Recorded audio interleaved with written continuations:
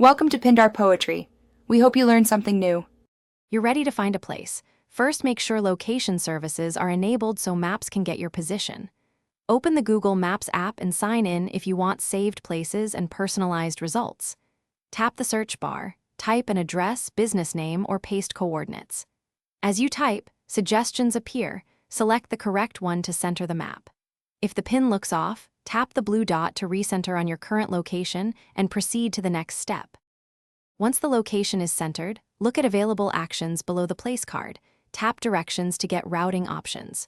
Choose your mode, driving, walking, transit, or bicycling, because each considers different roads and times. If multiple routes appear, review estimated time and traffic. Tap the one you prefer. Make sure to allow maps to run in background for turn-by-turn voice guidance.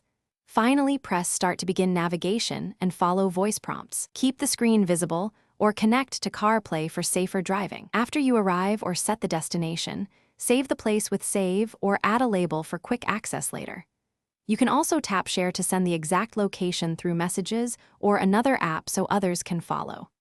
If navigation is inaccurate, make sure your iPhone's location services are enabled and that Google Maps has permission to use them. If issues persist, force close maps and reopen, or restart your phone. This often resets GPS fit. Thanks for watching. Consider subscribing if we helped you.